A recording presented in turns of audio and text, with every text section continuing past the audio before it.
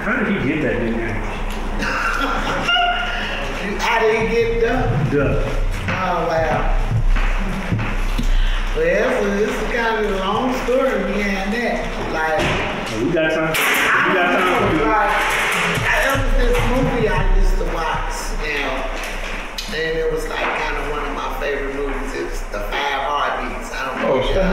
Shut him. Ever, yes. And you know, Duck and JT, they was the shit. They was the shit. Stop, brother. Come on. So I would watch this movie, and it was like kind of one of my favorite movies. And one day I just decided, I say, I'm gonna nickname this baby Duck. So I had him, and when he came out, it was like I branded him because his lips was like this. He looked like a duck. So I was like, I really got to call him Duck now because he got the duck. As he grew up, he was like musically inclined.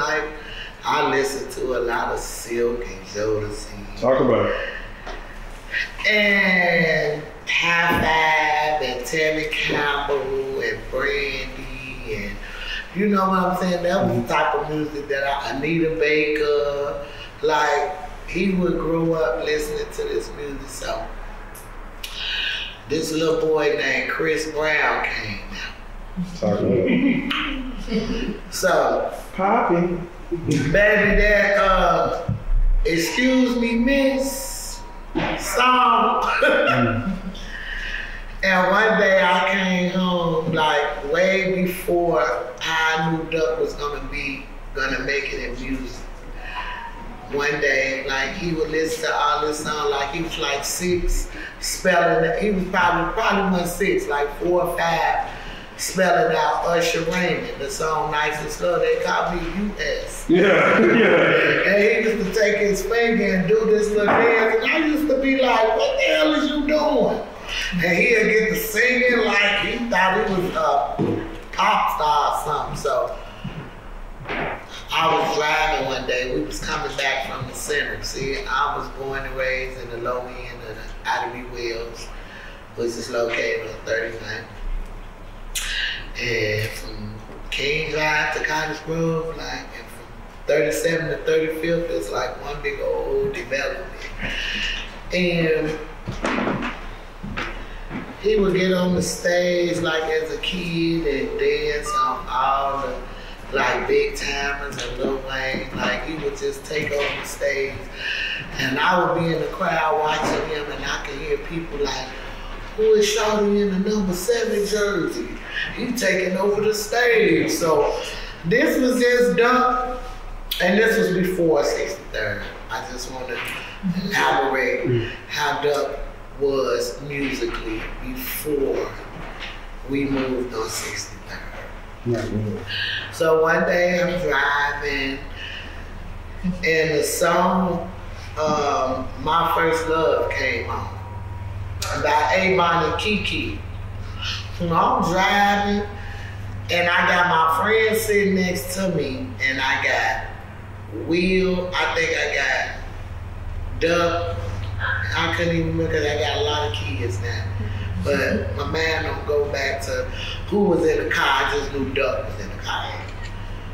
So I'm driving, y'all, and it sure is, man, this is no lie. It was a part that came on, and he behind me. So I was like, and it was like, you will always be my first love, like, and I'll choose you again. Like he hit a note like that, and I literally had to pull my car over, y'all. And it was like tears was instantly coming down my eyes, because I'm like, did this just come out this baby mouth? When I was growing up, I thought I was gonna be the singer and the star. Like I went to Martin Luther King High School. I stole drama class. It wasn't even one of my classes, but I started going to one of my classes, went to drama, music, all that stuff. When I didn't make it that far in something that I wanted to be able to have kids that made it music. I'm like, okay, so when he hit the note, I stopped the car and I turned around and I say, now man, you want crying. So he probably looked at me like, why the hell is she crying? But I couldn't help it. It was just, it shook my soul to hear something like that come out my baby mouth. So I turned around and I said, did that just come out your mouth? And he used to suck his nut. And he was like, y'all, mom, that was me. And now I saw dollar signs. I wanted to get like Joe Jackson from that point on and just make sure that he don't do nothing but music. I felt that that was a gift. I felt it was like lined up to be that way. Me watching our 5 heartbeats, him being Duck, him growing up as being someone like Duck was. He kept people together. Like you can have 2 sets that's into it with each other, but with Duck there, ain't nothing moving. Cause he cool with both of them.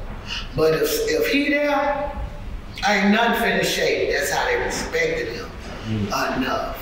They could have seen him. If he wasn't around, ain't no telling what would happen.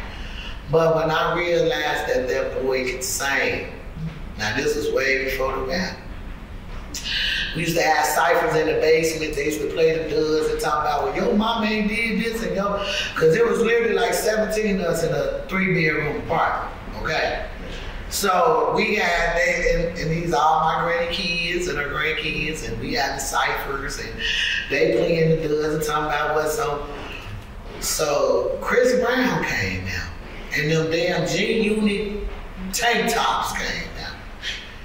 So now he wearing the big baggy pants and the G-Unit with the waves. This is for the dread era.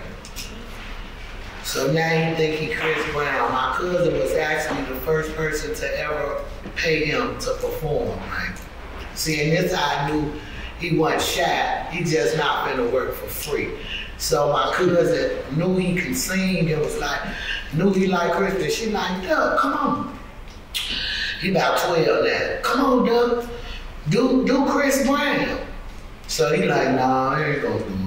So she like, I'll give you $10. He just bust out like, oh, he went me out to see him. He bouncing off the wall. And I'm like, oh, so it's about to say you gonna get $10 because you're not doing enough for free. His mentality back then was like, he believed in himself. He felt, but as he grew, and then he met the guys on 63rd, it was like the rap stuff came. The drill music, the era of the drill music.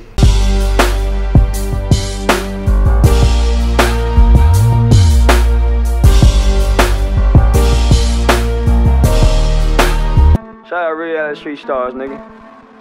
Move it. Hey.